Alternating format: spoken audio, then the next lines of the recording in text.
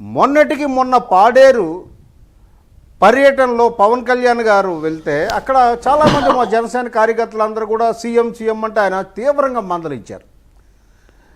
నేను కాదు సీఎం ఒకడే ఉంటారు ఈ రాష్ట్రానికి, ఆయన చంద్రబాబు నాయుడు గారు ఇంకా 10-15 సంవత్సరాలు ఆయన ఉండాలి, మీరు నన్ను పని చేయనివ్వండి, మీరు డిస్టర్బ్ చేయకండి అని మందలించారు. అవును, ఇలాగా మొన్న ఏదో అక్కడ చిన్న పితూరి లాంటి సంఘటన జరిగితే తెలుగుదేశం పార్టీ అధినాయకత్వం ఇమీడియట్గా స్పందించింది. అలాగే జనసేన కూడా సివియర్ వార్నింగ్ ఇచ్చింది, ఎవరో కూడా ఈ అంశం మీద మాట్లాడొద్దని. అది సమస్య పోయింది.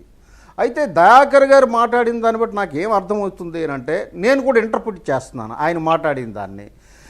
ఆంధ్రప్రదేశ్లో మా పార్టీ, మా అత్తవారి ఊర్లో పార్టీ ఏంటి ఇలా అయిపోయింది, కాబట్టి దీన్ని లేపడానికి ఏదో ఒకటి చేయాలి అని చెప్పేసి దీనికి కొద్ది మసాలా దట్టించి ఈరోజు 2 వాక్యాలు చెప్పారు. కూటమిలో సఖ్యత లేదు అన్నది, అది నేను ఇప్పుడు చెప్పాను, అది పూర్తిగా వాస్తవ విరుద్ధం అన్న.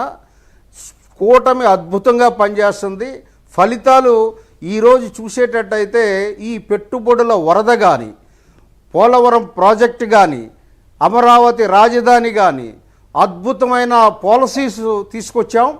ఇప్పుడిప్పుడే మొదలయ్యింది, ప్రారంభమైంది, ఇక మీరు చూస్తారు. కాబట్టి కూటమిలో విభేదాలు లేవు. ఇక రెండవది, మీరు చిరంజీవి గారిని ఎంకరేజ్ చేస్తున్నారు అంటే మీరు గమనించాలి, చిరంజీవి గారు ఒక పెద్ద నటుడు, ఆయన చాలా అభిమాన నటుడు. మీకు తెలుగుదేశం పార్టీ కూటమి ప్రభుత్వం లాంచింగ్లోనే ప్రమాణ స్వీకారోత్సవంగా ఆ రోజు పిలిచారు. మోడీ గారు ఎంతో ఆప్యాయతగా గౌరవించారు. దానికి రాజకీయాలకి సంబంధం లేదు, నెంబర్ 1. రెండవది, పవన్ కళ్యాణ్ గారు ఆంధ్రప్రదేశ్కి బీజేపీ రాష్ట్ర అధ్యక్షులు అవుతారని ఎందుకన్నా ఇలాంటివి మీరు దయచేసి మీరు ఈ డైలాగ్స్ మాట్లాడకూడదు. ఎందుకంటే అది శోభనివ్వదు, మీ స్థాయిని తగ్గిస్తుంది.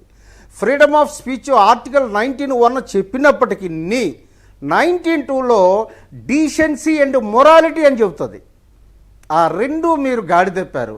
కాబట్టి దయచేసి ఇలాంటి ఎజంప్షన్స్ ప్రెజంప్షన్స్తో గందరగోళం సృష్టించి ఆంధ్ర రాష్ట్ర రాజకీయాలలో దాని నుంచి లబ్ధి పొంది కాంగ్రెస్ బలపడాలని మీరేమో ఆలోచిస్తే అది జరిగే పని కాదు.